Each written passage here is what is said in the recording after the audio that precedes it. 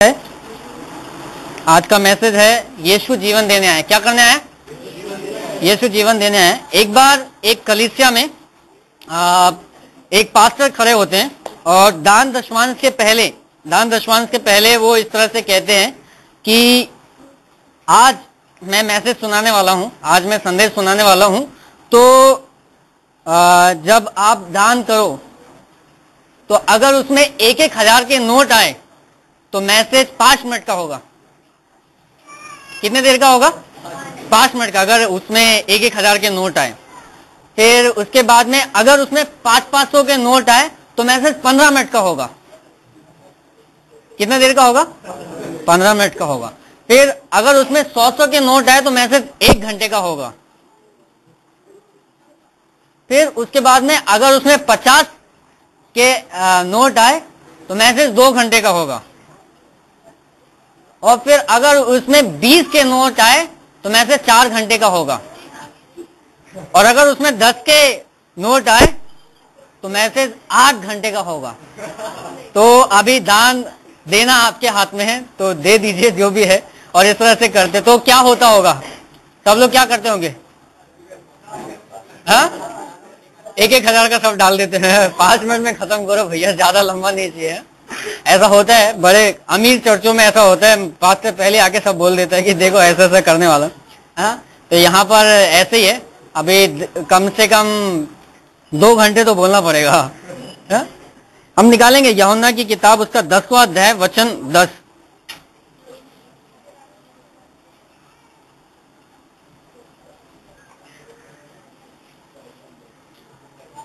यूहन्ना 10वां अध्याय उसका वचन 10। चोर किसी और काम के लिए नहीं, परंतु केवल चोरी करने और घात करने और नष्ट करने को आता है। मैं इसलिए आया हूँ कि वे जीवन पाए और बहुतायत से पाए। हाँ, यहाँ पर क्या लिखा गया है? चोर किसी और काम के लिए नहीं, परंतु क्या करने आया है? चोरी करने, घात करने, हत्या करने, मारने, कूटने और छीनने के लिए आए। लेकिन यीशु किस लिए आए? जीवन देने। और ये 2 बार क्यों बोला है? ऐसा बोल सकते ना, मैं जीवन देने आया हूं। 2 बार क्यों बोला?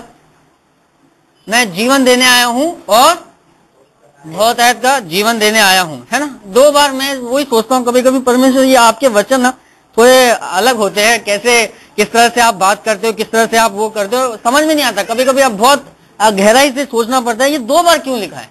एक ही बार बोल देते हैं कि मैं बहुतायत का जीवन देने आया हूं। 2 बार क्यों लिखा कि मैं जीवन देने आया हूं, फिर वापस बोलते हैं मैं बहुतायत का जीवन देने आया हूं, है ना। थोड़ा अलग है।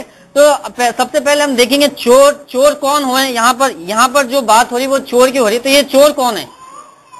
शैतान है। यहाँ पे शैतान की बात हो रही। तो शैतान हमारे जीवन में कुछ कुछ कार्य करने के लिए है, जो हम अलग अलग तरीके से हम देख सकते हैं कि शैतान सबसे पहले हमारे आर्थिक परिस्थितियों का घात करता है। किसका? आर्थिक परिस्थिति, हमारे फाइनेंस का, हमारे पैसों का सबसे पहले घात करता है। ये इस तरह से हो जाता है कि जब हम जो पैसा कमाते हैं वो पैसा कहाँ जाता है हमको मालूम नहीं पड़ता। हम ऐसा देखते हैं कि हमारी पगार 1 तारीख को आने वाली है या 2 तारीख को, कभी कभी कुछ लोगों को 10 तारीख को आने वाली है, लेकिन महीने की 28 तारीख को इनकी आने वाली पगार का हिसाब हो जाता है कि अरे इधर इधर इतना इतना ऐसे ऐसे जाएगा और सब क्या हो जाएगा? खत्म हो जाएगा। तो आने से पहले क्या हो जाता है?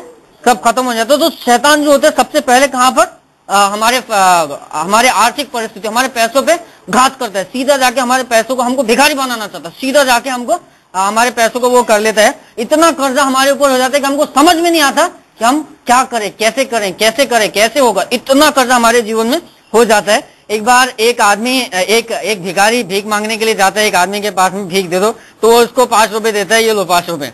तो ये भिखारी बोलता है साहब 5 रुपए और दो, गर्लफ्रेंड भी साथ में है। तो वो आदमी बोलता है अरे भिखारियों के गर्लफ्रेंड रखता है? तो भिखारी बोलता है वो गर्लफ्रेंड के कारण मैं भिखारी हो गया हूँ। शैतान जो है बहुत बुरी तरीके से हमको, हमारे फाइनेंस, हमारे पैसों को एकदम पूरी तरह से क्या करता है? भिखारी बनाना चाहता है। एकदम हमें कंगाल करना चाहता है। वो हमारे सबसे पहले हमारे पैसों के ऊपर बहुत बुरी तरीके से आक्रमण करता है। हमारे पास में पैसा बहुत दिखाई देगा, लेकिन वो किधर जाएगा हमको पता ही नहीं पड़ेगा। हमारे ऊपर बहुत सारी कर्जा हो जाएगा, बहुत कुछ हो जाएगा। एक बार एक आदमी जिसने बहुत पैसा उसने कमाया और बहुत जमा किया, इतना जमा किया कि उसके पास बहुत पैसा हो गया, वो करोड़पति अरबपति बहुत हो गया।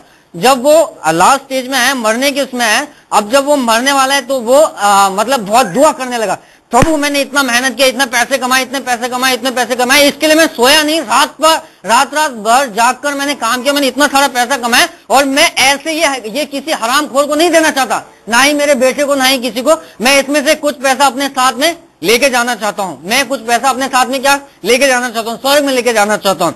तो स्वर्गदूत उसके पास में आता है, बोलते देखो बेटा ऐसा नहीं चलेगा, तुम यहाँ का पैसा उधर नहीं चलता है, यहाँ का पैसा वहां पर नहीं चलता, इधर नहीं लेके जा सकते। तो बोलता नहीं देखो आप स्वर्गदूत है, आप डिसीजन कैसे ले सकते हो, जाओ पहले परमेश्वर को पूछ के आओ वो क्या बोलते हैं, अगर वो मान गए तो फिर आप कौन होते हो, किस खेत की मूल्य। तो स्वर्गदूत को ऐसा कर देता है, फिर बेचारा स्वर्गदूत ऊपर जाता है और फिर 2-4 दिन के बाद में ये वापस बहुत जोर जोर से प्रार्थना करता है, यीशु परमेश्वर ये मैं पैसा कमाया, मैं किसी को नहीं देना चाहता। फिर वापस वही स्वर्गदूत आता है, बोलता है अच्छा ठीक है, तुम्हारा दुआ सुन ली गई है, अभी तुम इसमें से कुछ लेके जा सकते हो। तो ये आदमी क्या करता है, वो सारा पैसे को क्या कर लेता है, सोना बना लेता है। सोना बहुत महंगा ना, कितना 1 करोड़ रुपए किलो, तो सोना बना लेता है और सोना 2 करोड़ रुपए किलो है ना, सोना बना लेता है। और फिर उसके बाद में वो अपनी पेटी भर लेता है, सूटकेस बड़ा सा, उसको बोला छोटा सा लेके आना, वो बड़ा सा सूटकेस भर लेता है और फिर उसके बाद में वो सूटकेस लेके मर जाता है और फिर वो सूटकेस लेके ऊपर जाता है। तो ऊपर जाता है तो वहां पे पतरस अंकल बैठे थे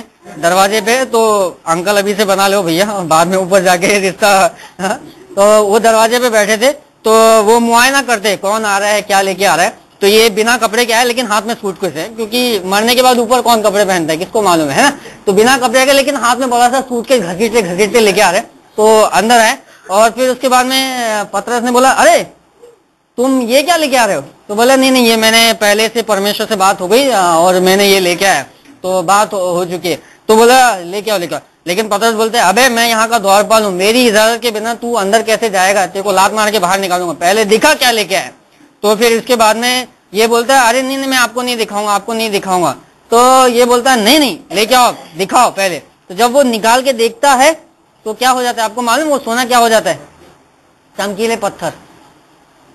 स्वर्ग तो सोने से भरा हुआ है, ये क्या बन जाता है, चमकीले पत्थर। शैतान हमारे पैसों का इसी तरह से करता है, हमारे पास बहुत पैसा जमा हो जाएगा, बहुत हो जाएगा, लेकिन क्या हो जाएगा, वो मट्टी जैसा हो जाएगा, ऊपर हम कहीं लेके नहीं जा सकते, किधर हम कर नहीं सकते। शैतान हमारे पैसों को क्या कर लेता है, सीधा नोच लेता है, कुछ भी हो तुम्हारे पास कुछ रहना नहीं चाहिए, सीधा हमारे पैसों के ऊपर बहुत आक्रमण करता है। एक बार एक लड़की अपने बॉयफ्रेंड को बोलती है कि मेरा जो घर है ना वो 3रे माले पे है, तो तुम आओगे ना तो अपनी कोहनी से वो करना, घंटी बजाना, तो मैं आके दरवाजा खोलूंगी। तो ये बॉयफ्रेंड बोलता है अरे कोहनी से, क्यों कोहनी से खोलने का भाई, मैं हाथ से खोलूंगा। तो वो गर्लफ्रेंड बोलती है अरे तुम जब आओगे तो क्या खाली हाथ आओगे, भिखारी हो क्या, हाथ में कुछ लेके आना, गिफ्ट लेके आना, तो जब तुम्हारे हाथ में गिफ्ट होगा तो कैसे खोलोगे, ऐसे करना है। तो शैतान हमारे पास से पैसा सीधा क्या करना चाहता है, खींचना चाहता है, लूट लेना चाहता है, हमारे पैसों को पूरी रीति से नष्ट करना चाहता है, कुछ भी हो हमें वो कर्जे में देखना चाहता है, एकदम भिखारी बनाना चाहता है और लूट लेना चाहता है। एक बार एक आदमी फादर के पास में गया। फादर जो हमारे कैथोलिक चर्चों में क्या होता है, फादर लोगों के पास में लोग जाके कन्फेस करते हैं, तो वो फादर के पास में गया और फिर वहां पर बैठ के फादर के पास में कन्फेस करने के लिए आया। तो ये आदमी बैठा है, फादर इस तरफ में बैठे हैं, देख नहीं सकते, वो लोग ऐसा जाली रहता है, तो इस तरफ में बैठा है। तो ये आदमी बोलता है फादर को, बोलता फादर मैंने एक आदमी का बदक चुराया है, हाँ बदक चुराया है। तो ये बोलता है मैंने एक आदमी का बदक चुराया है, क्या आप स्वीकार करते हो, विल यू एक्सेप्ट इट। तो फादर बोलते हैं नहीं, no I will not accept, मैं स्वीकार नहीं करूंगा। ये फादर ने उसको कहा कि मैं स्वीकार नहीं करूंगा। तो ये आदमी बोलता है कि फादर मैंने उस आदमी का वो चुराया है, आप एक्सेप्ट करेंगे, आप स्वीकार करेंगे। तो वो फादर बोलते हैं नहीं मैं स्वीकार नहीं करूंगा। तो बोलता है कि मुझे सजा दीजिए। तो फादर उसको बोलते हैं कि तुमने जिसका बदक चुराया उसको जाके ले जाके दे दो। तो ये बोलता है, ये आदमी बोलता है मैंने उसको पूछा क्या तुम लोगे, तो वो बोलता है नहीं लूंगा। तो फिर फादर बोलते हैं अच्छा ऐसी बात है तो वो बदक आपके पास ही रखो और वो आदमी चला जाता है। जब फादर अपने घर पे जाते तो मालूम पड़ता उनका ही बतख चोरी हुआ था। उसने पहले पूछा था आप एक्सेप्ट स्वीकार करेंगे क्या, तो फादर ने कहा नहीं। शैतान हमारे पैसों को क्या करना चाहता है, चोरी करना चाहता है, छीन लेना चाहता है, हमको तरह तरह से उल्लू बनाना चाहता है, खींच लेता है सब कुछ। शैतान क्या करता है, हमारे पैसे कितना भी कमा लो भैया, लाख कमा लो, करोड़ कमा लो, लेकिन शैतान पहले आके हमारे पैसों को कितना कमाया, ला दोस्त मिल जाएंगे, आओ भैया पी लेने दो, रम रम रम गम का साथी रम, और 50 रुपए की जगह 500 हो गए, 500 की जगह 5000 हो गए, 5000 की जगह 50,000, उधर ही जो कमा के लेके आए वो उधर ही। महीने भर बीवी बच्चे क्या खाएंगे क्या पिएंगे, कुछ नहीं, इधर दारू पी लो सब खत्म। कई लोग भूखे रहते हैं, क्यों? क्योंकि उनका ऊपर शैतान इतनी बुरी तरीके से हावी है कि उनका पूरा जो कुछ भी पैसा वो सब कहाँ चला जाता है, ऐसे सब शौकों में, ऐसे सब वो हो जाता है। शैतान हमारे पैसों के ऊपर बहुत बुरी रीति से हावी होता है और वो हमें वो करता है। फिर उसके बाद में दूसरी चीज है कि शैतान हमारा आनंद लूटता है, वो हमें खुश देखना नहीं चाहता। हमें हमेशा आप यहाँ पर अभी लगा लीजिए विविध भारती है ना, या आकाशवाणी, तो उसमें कैसे गाने आते हैं आपको मालूम है? कैसे गाने आते हैं? पुराने गाने कैसे चलते हैं आपको पता है? अगर वो गाना वो लगता है ना अजय देवगन का, तड़प तड़प के इस दिल से आह निकल, कैसा लगता है वो गाना? कैसा गाना है? सच्ची बताओ, ईमान से बताओ, चर्च में बैठे हो, ईमान से बताओ, सच्ची बात बताओ, कैसा लगता है गाना? बड़ा जैसे वो गाना सुनेगा, अगर मिले खुदा, ये बहुत अच्छा लगता है। शैतान हमको खुश नहीं देखना चाहता, वो हमेशा हमको ऐसी दुख रोग, दुनिया में कितना गम है मेरा, वो हमेशा हमको ऐसे दुख की चीजें हमारे जीवन में ऐसे लेके आता है कि हम हमेशा क्या हो, दुखी ही रहे। हमको वो आनंद नहीं देना चाहता, वो हमको खुश नहीं देखना चाहता, हमको हमेशा वो करना चाहता है। एक बार 3 दोस्त रास्ते में चल रहे होते हैं, लेकिन वे तीनों दोस्त एकदम काले रहते हैं। प्लीज एक दूसरे को मत देखो, नहीं तो बोलोगे काले। सब लोग आजू बाजू कौन काला है, तो जो काला है उसकी तरफ देख के बैठ जाए, ऐसा मत करना। तो 3 दोस्त रहते हैं, ये तीनों काले रहते हैं, तो तीनों चल रहे होते हैं रास्ते में, तो अचानक से एक स्वर्गदूत उनके बीच में आ जाता है, और जब वो आ जाता है तो उसको बोलता है तुम तीनों के लिए एक एक विश है, एक एक चीज तुम मांग लो, क्या चाहते हो तुम? तो पहला बोलता है, जो काले लोग होते हैं ना, प्लीज बुरा मत मानिए, जो काले लोग होते हैं उनको प्लीज, मैं वापस से माफी चाहता हूँ, मैं उदाहरण है ये, आप बुरा मत मानिए। तो जो काले लोग होते हैं ना, वो उनको हमेशा इच्छा रहती है कि वो गोरे हो जाएं, सुंदर बन जाए, एकदम शाहरुख खान बन जाए, तो सुंदर बन जाए। तो स्वर्गदूत ने उनको पूछा कि बताओ तुम्हारी क्या इच्छा है? तो जो पहला आदमी है वो बोला मैं सुंदर बनना चाहता हूँ, मैं गोरा बनना चाहता हूँ। तो ये तुम्हारे, तो वो जो स्वर्गदूत बोलता है ये लो, और वो तुरंत एकदम सुंदर बन जाता है, एकदम बहुत सुंदर बन जाता है। फिर दूसरे को बोलता है तुम्हारी क्या इच्छा है? तो बोलता है मैं भी सुंदर बनना चाहता हूँ, मैं भी गोरा बनना चाहता हूँ। तो स्वर्गदूत तू भी सुंदर बन जाओ, वो तुरंत सुंदर बन जाता है। तो तीसरे को पूछता है तुम्हारी क्या इच्छा है? बोलता है इन दोनों को काला वापस से बना दो। शैतान हमें खुश नहीं देखना चाहता, हमेशा दुखी, तुम हमेशा दुखी में रहो, ऐसे मत रहो। तुम इतना खुश रहोगे तो अच्छा नहीं लगेगा, उसको अच्छा नहीं लगेगा। वो तो आपका आनंद लूटना चाहता है, वो तो आपको हमेशा आप खुश रहोगे तो अच्छा नहीं लगेगा। आपके सामने वो ऐसे गाने लगाएगा, और जब वो गाने लगेंगे तो आप भी उनमें गानों में गुनगुना जाओगे। वो कल अमन अंकल बोले पल भर के लिए कोई, तो हम हमारे भविष्य को सोचने लगा, हमारे जो पुरानी बातें, हमारा जो भविष्य क्या बोलते हैं, पास को क्या बोलते हैं, भूतकाल, हमारे भूतकाल को सोचने लगे, हाँ मैं भी ऐसे ही था, कोई मुझे प्यार नहीं करता था, कोई मुझसे मैं ठोकर खाया फिरता था, और हमको बड़ा आनंद आता है। मालूम है उस समय क्या हम दुखी थे, और आज भी देखो मैं भी एकदम दुखी हूँ। शैतान हमको हमेशा क्या करना चाहता है, दुख देना चाहता है, हमेशा वो चाहता है कि हम क्या करें, दुखी रहें, खुश नहीं देखना चाहता। शैतान हमारे सारे आनंद को लूट लेता है। एक बार एक फादर एक पब में जाते हैं जहाँ पे डिस्को विस्को होता है, तो वहां पर कुछ लोग नाच रहे होते हैं और एकदम स्टाइल से अलग अलग डांस कर रहे थे। तो फिर लोग फादर जाके बोलते हैं क्या तुम स्वर्ग जाना चाहते हो? तो ये प्रकाश कामले बोलता है हाँ मैं स्वर्ग जाना चाहता हूँ, और फिर वापस से डांस करने लग जाता है। और फिर उसके बाद में वो वापस किसी और के पास जाते, अजय सिंह के पास में जाते, वो बोलते हैं क्या तुम स्वर्ग जाना चाहते हो? तो बोलते हैं यस फादर, मैं स्वर्ग जाना चाहता हूँ। फिर फादर खुश हो जाते, फिर चले जाते। फिर किसी और के पास में जाते, उसको पूछते हैं क्या तुम स्वर्ग जाना चाहते हो? तो वो बोलता है नहीं, मैं स्वर्ग नहीं जाना चाहता। तो फादर बोलते तुम्हारा मतलब है तुम मरने के बाद स्वर्ग नहीं जाना चाहते? तो ये एक आदमी बोलता है नहीं, मेरा वो मतलब मैं मरने के बाद स्वर्ग जाना चाहता हूँ। मुझे लगा आप अभी मुझे मार के स्वर्ग भेजना चाहते हैं। हमारी छोटी छोटी चीजों को हमको बिल्कुल समझ में नहीं आता। शैतान हमारे आनंद को खींच लेता है, वो तुरंत इतना डर गया कि उसको अभी कटाकट मार के सीधा स्वर्ग भेज देंगे। इतना शैतान हमको क्या करता है, हमारे आनंद को खींच लेता है। हमको छोटी कोई खुशी की भी बात बताएगा तो हमको अरे बाप बहुत वो लग रहा है, अरे मुझे बहुत गर्मी लग रही है यार, ये फैन चालू करो भैया, लाइट चली गई, अच्छा ठीक है कोई बात नहीं, होता है। छोटी छोटी बातों से हमको दुखी करना चाहता है, हमारे सारे आनंद को लूट लेता है और हमको गम का शिकार बना देता है। हम गम में भूल जाते हैं कि हम क्या करें क्या नहीं करें। और कितना भी कोई हमको खुश करे, कितना भी परमेश्वर हमको बहुत सारी आशाएं दे, बहुत सब कुछ परमेश्वर एकदम बेहतर करके दे, लेकिन शैतान हमको क्या करना चाहता है, गम में ही रहो, खुश मत रहना। परमेश्वर जो है वो तो ऊपर रहता है, तुमको नीचे कहाँ आके क्या करेगा? नीचे से मेरा राज चलता है, मैं शैतान हूँ, मेरा राज चलता है, मैं सबका वो करता हूँ। तुम मेरी भक्ति करो, मेरे साथ साथ दुखी रहो, गम के गाने सुनो। गम के गाने सुनने में क्या होता है भाई, चलता है, होता है। अरे गम के गाने सुनोगे, जैसी तुम गुरु की भक्ति करोगे वैसे ही तुम क्या हो जाओगे, वैसे हो जाएंगे। और शैतान हमको हमेशा गम देता है। और कभी कभी ऐसा ये गम कुछ लोग बड़े छोटेपन से ही सीखने लग जाते हैं। ऐसा कुछ किसी ने इस तरह से प्रचार किया एक बार। वो कहता है कि वो केरला गया और केरला में एक बहन आई उसके पास में, और उसकी 3 दिन की बेटी थी। तो वो बहन ने कहा कि ये बेटी के लिए प्रार्थना करो। तो जब वो बेटी के लिए प्रार्थना करने के लिए गया तो पूछा कि क्या प्रार्थना करूं? तो ये जो औरत है ये बोलती कि देखो ये लड़की है, अभी 3 दिन की है, अभी 20 साल के बाद इसकी शादी करना पड़ेगा, इसके लिए दहेज जमा करना पड़ेगा, इतना पैसा कहाँ से आएगा, और इसको दहेज कितना आजकल देना पड़ता है, महंगाई कितनी हो जाएगी 20 साल के बाद में। और अभी से वो सोचने लगी। कितने दिन की बेटी थी वो? 3 दिन की बेटी। शैतान हमको आज से ही 20 साल के बाद का दुख देना चाहता है।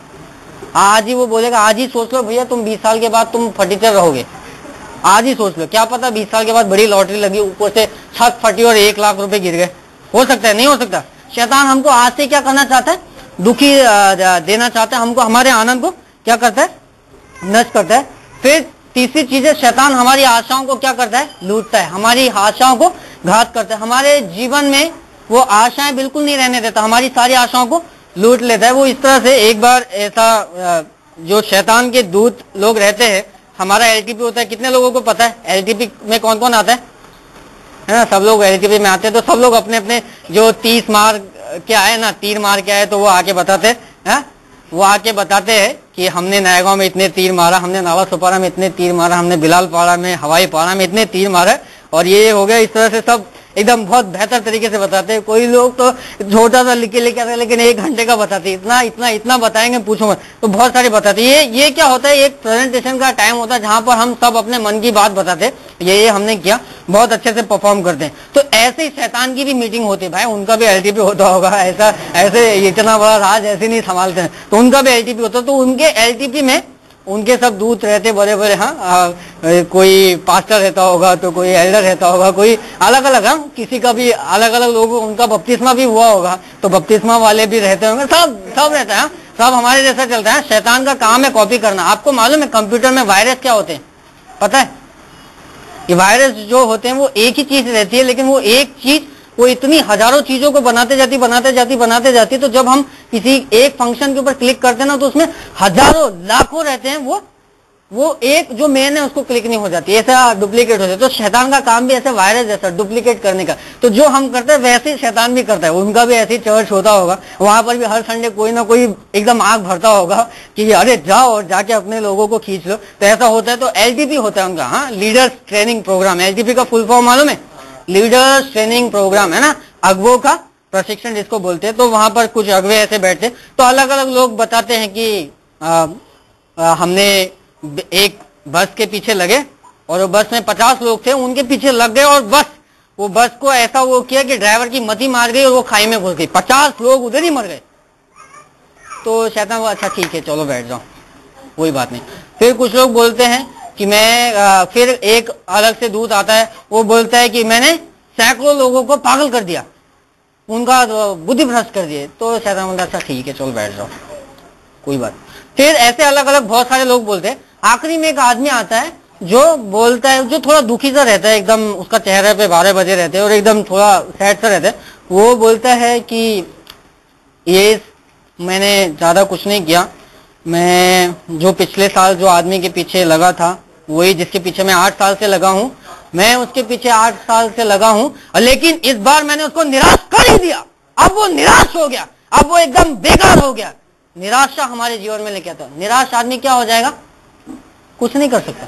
शैतान हमारी आशाओं को क्या कर लेता है, लूट डालता है। तो जैसे ही शैतान सुनता है निराश कर दिया तो बोलता है अरे बैंड बजाओ, ढोल बजाओ, दन दन दन दन दन दन दन, बकरा काटो, बड़ा बकरा काटो, मेरा बेटा मर गया था अब लौट के आया है, वाह। एक आदमी को निराश किया, वाह वाह, बहुत वहां बहुत जश्न मनाया जाता है, क्योंकि शैतान चाहता है कि लोग क्या हो, निराश हो, खुश नहीं हो, उनके पास कोई आशा नहीं हो। आशा है तो जिंदगी है।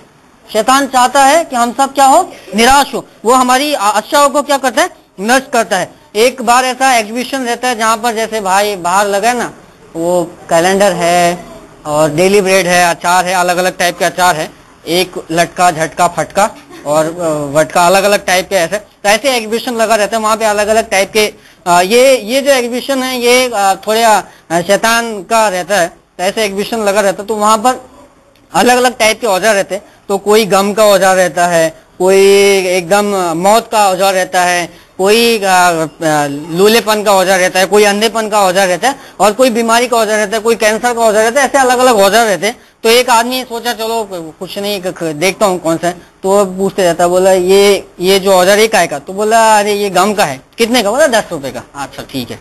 फिर आगे बोलता ये काय का औजार है, बोला ये कैंसर की बीमारी का, ये कितने का, ये 20 रुपए का, अच्छा ठीक है। फिर आगे जाता है, ऐसे बहुत सारे औजार देखता है। फिर एंड में जाता है एक जूना पुराना फटा हुआ एकदम टूटा हुआ ऐसा औजार पड़ा रहता है। तो पूछता है ये काय का औजार है, बोला ये जो है निराशा का औजार है। तो पूछता है ये कितने का है, बोला ये 1 करोड़ रुपए का है। कितने का है, निराशा का औजार सबसे महंगा। क्यों, अगर आदमी को एक बार वो निराशा का औजार लग जाता है तो आदमी भविष्य के बारे में सोच ही नहीं सकता, उसको लगता है कि मेरी जिंदगी खत्म हो गई। और शैतान चाहता है कि हमारी जिंदगी निराशा में ही खत्म हो जाए, हम जहां से शुरू हो वही खत्म हो जाए और हम आगे देख ही नहीं सके कि आगे परमेश्वर हमारे लिए बेहतर कर सकता है। हम वो नहीं करना चाहते। शैतान क्या करता है, हमारे जीवन में निराशा सीधा मारना चाहता है कि हम निराश हो जाए, आगे देख ही नहीं पाए। शैतान हमारी आशाओं को नष्ट करता है, एकदम हमारा सब कुछ खत्म करता है और वो सब वो कर देता है। एक बार एक आदमी ऑपरेशन के लिए डॉक्टर के पास में गया, दिल का ऑपरेशन करने के लिए गया। तो वो डॉक्टर को बोलता है कि मैं बहुत डरा हुआ महसूस कर रहा हूँ, बहुत ही डरा हुआ महसूस कर रहा हूँ। तो ये सीमा बाहर ले लें, ये रूम है वो खुला है।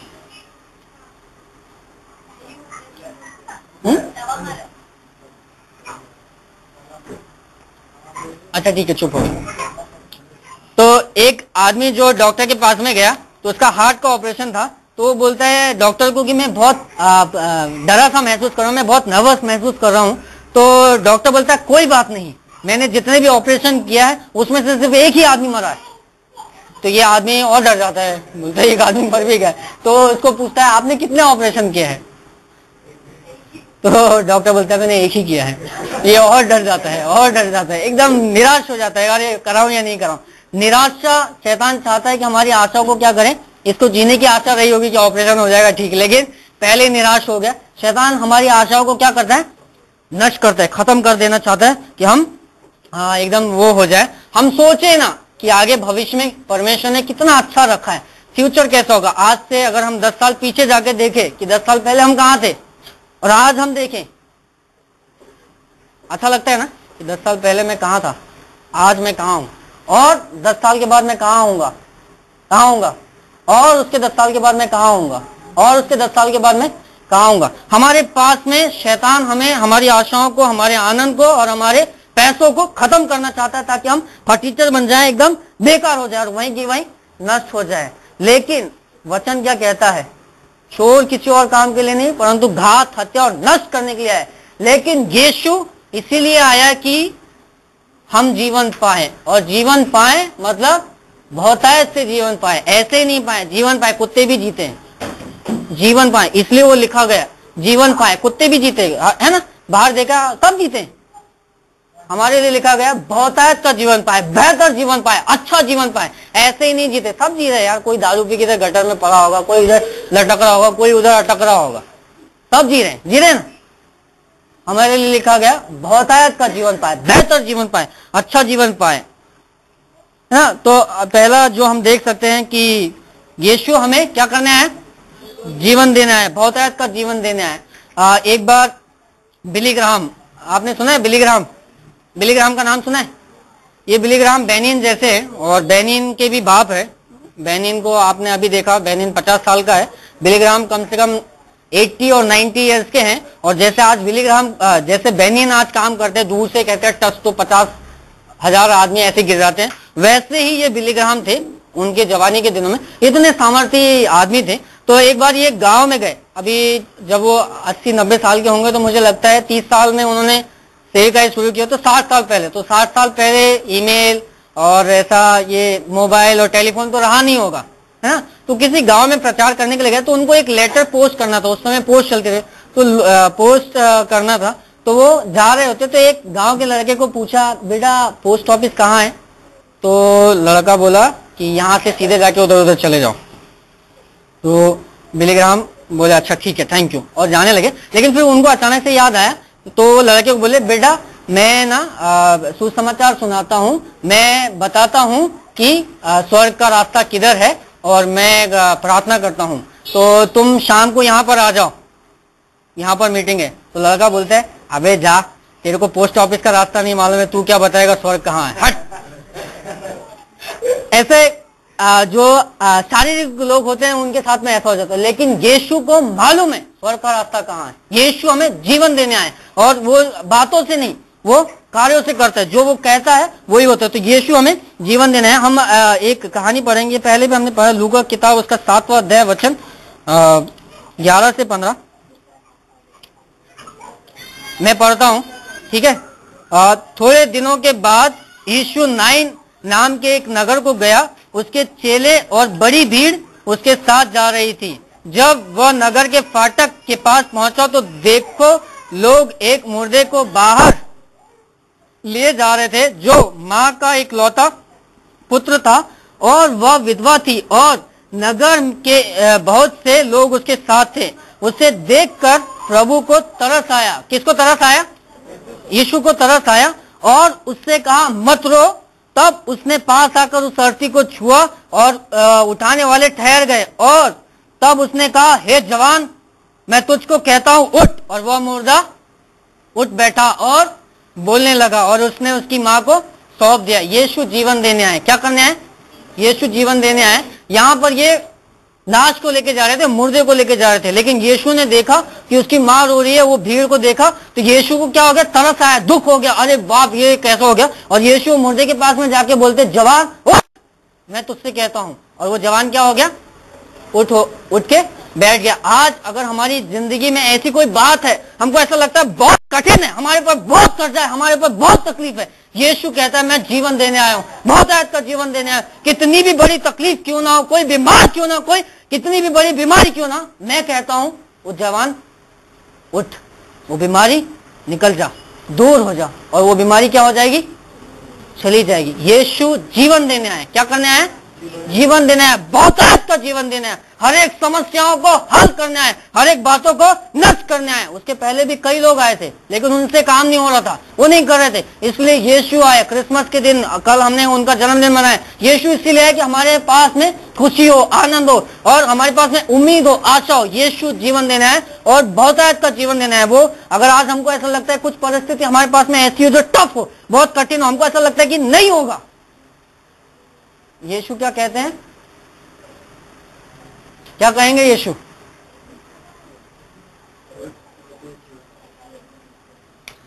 राजेश, ये बहुत अच्छा एक्टिंग था।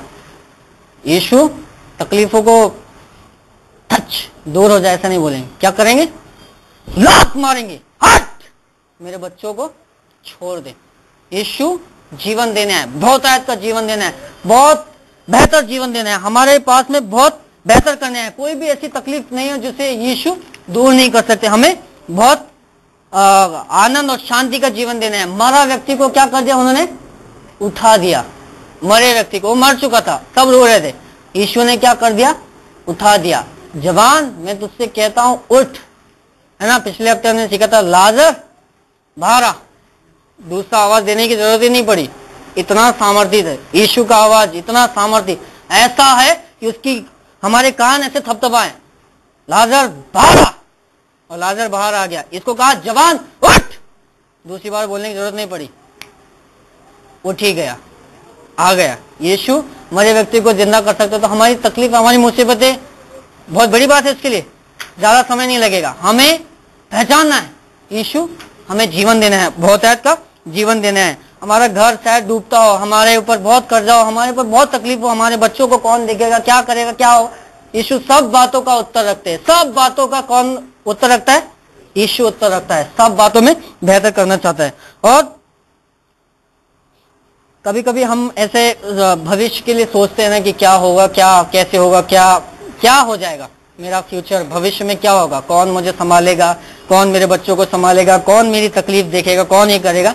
यीशु सब बातों के लिए उत्तर रखता है। यीशु हमें विश्राम देने आया है ना। वो वचन कहता है मत्ती 11:28, हम पढ़ते हैं मत्ती 11:28, हे सब परिश्रम करने वाले और बोझ से दबे हुए लोगों, मेरे पास आओ, मैं तुम्हें विश्राम दूंगा। क्या करूंगा? मैं तुम्हें विश्राम दूंगा। यीशु क्या करने के लिए आए? हमें विश्राम देने के लिए आए, हमें विश्राम देने के लिए आए। हम कितने भी थके क्यों ना हो, हम कितने भी परेशान क्यों ना हो, यीशु क्या कहते हैं? मैं तुम्हें विश्राम दूंगा। इस दुनिया में कोई भी ऐसा नहीं। पहले जब हम साथ में रहते थे, बैचलर था, तो हम सब अभी तो छोटी छोटी बाइबल आ गई, पहले वो बड़ी बड़ी बाइबल थी, बड़ी बड़ी बाइबल। तो 3 लोग हम लोग रहते थे, तो तीनों का बाइबल एक ही बैग में वो करते थे। तो वो तीनों का बाइबल एक ही में डालते थे, तो कम से कम 7-8 किलो हो जाता था, और वो लेके आते थे। तो हम तीनों जन एक दूसरे के ऊपर लगा के भाग जाते थे, तू अच्छा तू लेके तू लेके तू लेके तू लेके, ऐसे करके मतलब भाग जाते थे। तो ये क्यों? अपना बोझ क्या करते थे, हम एक दूसरे के ऊपर डाल देते थे और भाग जाते थे। लेकिन यीशु कहते हैं जो बोझ से दबे हुए लोग, मेरे पास आओ, मैं तुम्हें विश्राम दूंगा, मैं तुम्हारा बोझ लूंगा। यीशु हमें विश्राम देने के लिए आए। इस दुनिया में कोई भी ऐसा नहीं है जो किसी का बोझ ले। कोई लेता है? लाओ मुझे अपना आपका बोझ दे दो, कोई लेगा? कोई भी नहीं लेगा सिवाय यीशु के। यीशु कहता है सब बोझ से दबे हुए और थके हुए लोगों, मेरे पास आओ, मैं तुम्हें विश्राम दूंगा, मैं तुम्हें आराम दूंगा। फिर तीसरी चीज है कि यीशु हमें शांति देना है। यशाया 9वां अध्याय उसका वचन 6,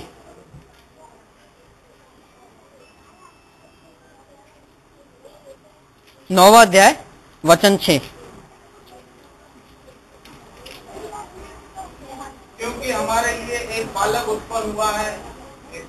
हाँ सही हमारे लिए एक बालक उत्पन्न हुआ है, हमें एक पुत्र दिया गया है, और प्रभुता उसके कंधों पर होगी, और उसका नाम अद्भुत, युक्ति करने वाला, पराक्रमी परमेश्वर, अनंत काल का पिता और शांति का राजकुमार रखा जाएगा। उसका नाम क्या है? शांति का राजकुमार। राजकुमार का मतलब आप समझते हैं क्या होता है? शांति का वो राजा है। अभी कुछ समय पहले मैं बता रहा था कि अगर एक राजा है जो बहुत धनी है, तो उसके पास क्या होगा? पैसा होगा। और जब हम उसके पास जाएंगे तो हमें क्या देगा? सिर्फ पैसा ही देगा, है ना। और अगर एक राजा है जिसके पास पैसा नहीं, उसके पास सोना ही सोना है, तो जब हम उसके पास जाएंगे तो हमें क्या देगा? सोना ही सोना। लेकिन यहाँ पर एक ऐसा राजा है जिसके पास शांति है, तो क्या देगा? शांति देगा। यीशु से बातें करने से, यीशु से प्रार्थना करने से हमारे मनों में क्या होती है? शांति होती है, सुकून मिलता है। हमें मालूम है यीशु प्रभुता कर रहा है, अद्भुत युक्ति करने वाला, अद्भुत। वो हम सोच भी नहीं सकते कि वो कैसी युक्ति निकालेगा। हमारी परिस्थिति बहुत बिगड़ी क्यों ना हो, लेकिन वो युक्ति करता है ऊपर बैठ के कि कैसे मैं इसका ये तकलीफ को दूर करूं। यीशु अद्भुत युक्ति करने वाला और शांति का राजकुमार। हमारे जीवन में वो शांति लेकर आता है, हमारे जीवन में एकदम खुशियां लेकर आता है। जब हमारे जीवन में शांति होती है, हम कई कई लोगों को देखे, कई लोग साधु महात्मा बन जाते हैं, आपको पता है क्यों? क्यों साधु महात्मा बन जाते हैं और पहाड़ों पर चढ़ते हैं? पता है क्यों? उनको शांति चाहिए। उनको ये जो जीवन है, बच्चों की कड़कड़ाहट और सब जवान लोग मस्ती करना, ये उनको अच्छा नहीं लगता। उनको क्या लगता है? शांति चाहिए। तो पहाड़ों पे चढ़ जाएंगे, कहाँ दूर दूर किधर किधर चढ़ जाएंगे और शांति की तलाश में ढूंढते हैं। लेकिन वचन क्या कहता है कि मेरे पास आओ, मैं तुम्हें शांति और विश्राम दूंगा। यीशु के पास जाने से हमें शांति और विश्राम मिलता है।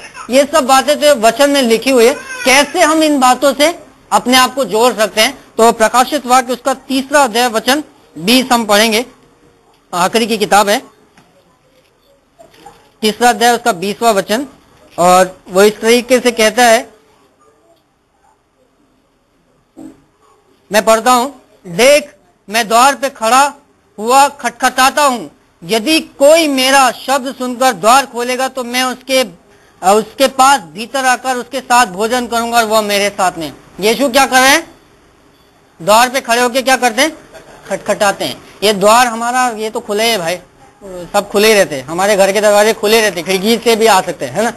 उसका ये मतलब नहीं है कि ये द्वार बोले तो हमारे घर का दरवाजा दिन भर खुला रखेंगे, चोर डाकू भी घुस जाएंगे। यीशु का मतलब है मन का द्वार। कहाँ का द्वार? मन का द्वार खटखटा रहा हूं। मैं यीशु हूं, मैं तुम्हारे मन में आना चाहता हूं, क्या तुम खोलना चाहते हो? यीशु क्या करते हैं? मैं द्वार पे खड़ा होके खटखटा रहा हूं, अगर कोई मेरी आवाज सुन के अपने दिल को खोलता है तो वो मेरे साथ में क्या करेगा? भोजन करेगा। मैं भीतर आऊंगा उसके पास में, वो मेरे साथ में भोजन करेगा और मैं उसके साथ में। तो हमें क्या करना है? यीशु का जब वो खटखटाहट करता है तो हमें क्या करना है? यीशु आओ, हमारे अंदर आ जाओ और हमारे साथ में आ जाओ। हमें उसकी आवाज सुन के क्या करना है? वो खोलना है। और एक और चीज मैं बोलना चाहूंगा, लूका का 9वां अध्याय उसका 11वां वचन। लूका 9वां अध्याय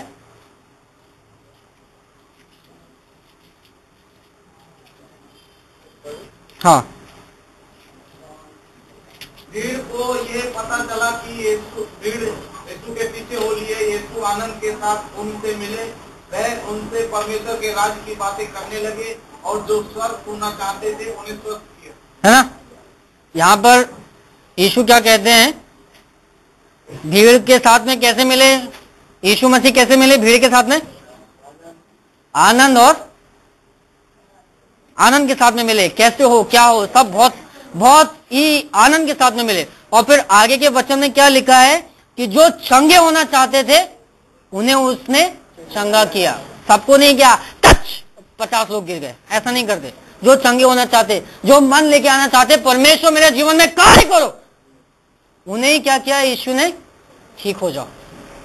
सबको, भीड़ को वो नहीं करते, भीड़ आ गई, आओ आओ आओ आओ, टच, सब गिर गए, ऐसा कुछ नहीं किया। जो चंगे होना चाहते थे, आज फैसला हमारे हाथ में। कौन चंगा होना चाहता है? कौन चाहता है कि उसके घर में आनंद हो? कौन चाहता है कि उसके घर में शांति हो? कौन चाहता है उसके घर में परमेश्वर आए? उन्हीं के घर में क्या होगा? यीशु आएंगे, उन्हीं के जीवन में शांति होगी, उन्हीं के पास में आशा होगी कि मेरा भविष्य यीशु में सुरक्षित है। सारी आशाओं को कौन पूरी करता है? सिर्फ यीशु करता है। आइए हम सब खड़े हो जाएंगे।